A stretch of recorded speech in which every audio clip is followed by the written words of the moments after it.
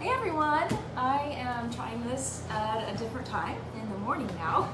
I love to come out to my studio and grab a coffee and just sit and do some automatic writing when I am having trouble being inspired.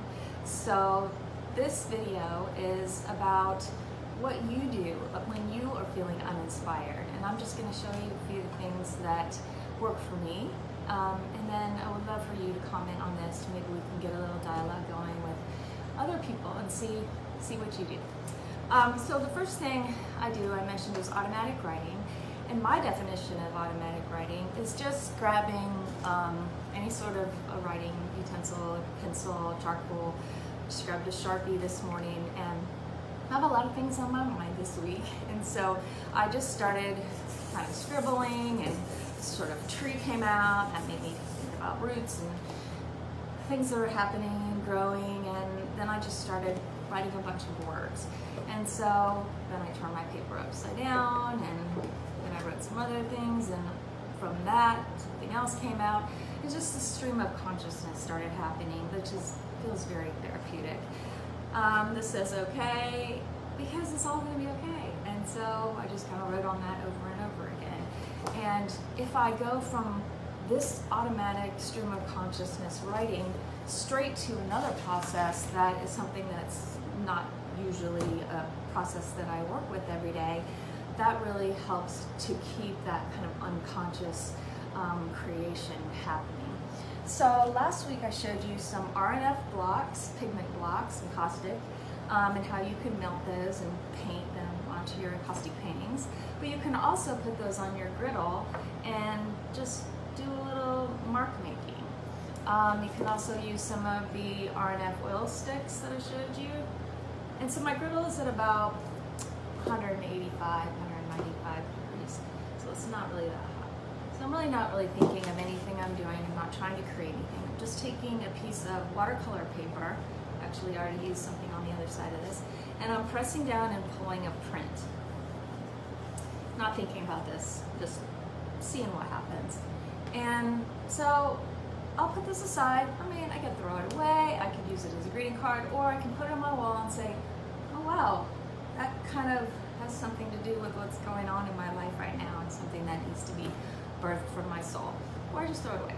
So the next thing I would love to show you is Yupo paper, and I may be pronouncing that wrong after people say Yupo paper, but it is Y-U-P-O, and I love this paper so much because it is like practically indestructible.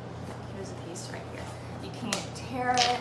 A lot of artists use oil paints or watercolor, acrylic. I love to use alcohol inks on this and get myself just out of my head and doing something completely different.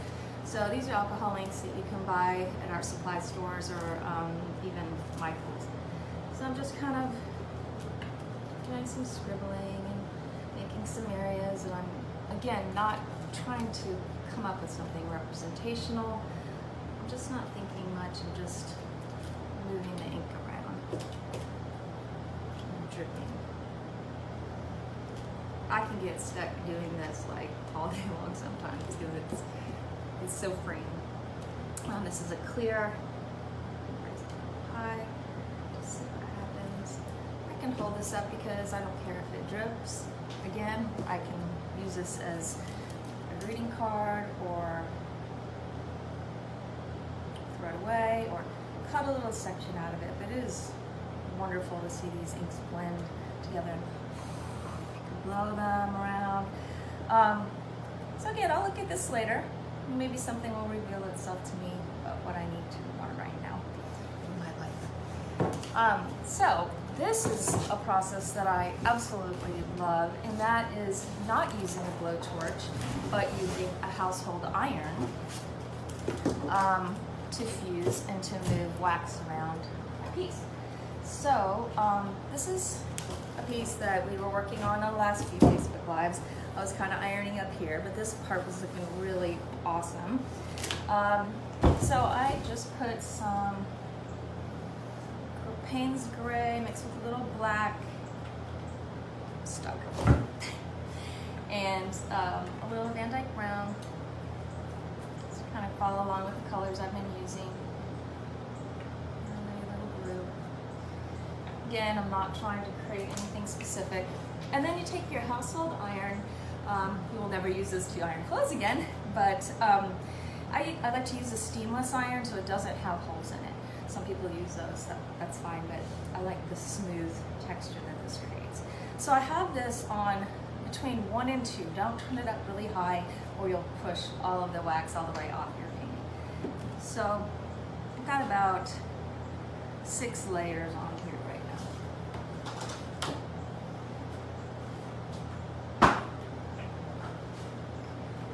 So the irons heat up very quickly, which is really nice. And so then I just start to kind of move it over the first layers, the surface of the wax, and it starts heating up really quickly. Right now I'm kind of moving back and forth. I don't know if you can see that became molten very quickly. So the more I move it over one area, the more the colors blend into the layers beneath. You can see some of that blue and brown. And another thing that I love to do is just push the iron. So before I was just using a very gentle motion like this. I'm not pushing down at all. But if you have enough layers of wax, you can really get into it and start pushing those layers of wax and create a ridge and start creating texture. I'll show you this in a minute. But right now, I'm creating this great kind of lip and I'm pushing down really, really hard. And then I can even like scoot some of the wax off the side. So I'll show you this now. So can you see that ridge there? And all this is still molten and it's dripping down.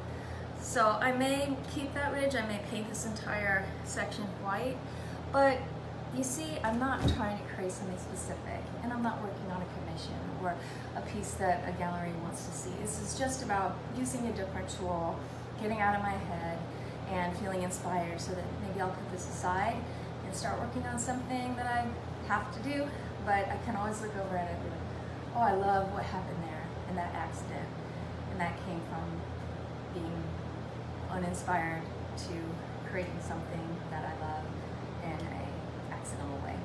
So thank you so much for tuning in. I would love to hear from you.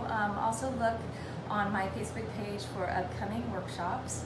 I have one next week that needs to be filled, so I'll type in all the information under this video. Thank you again. See you next month.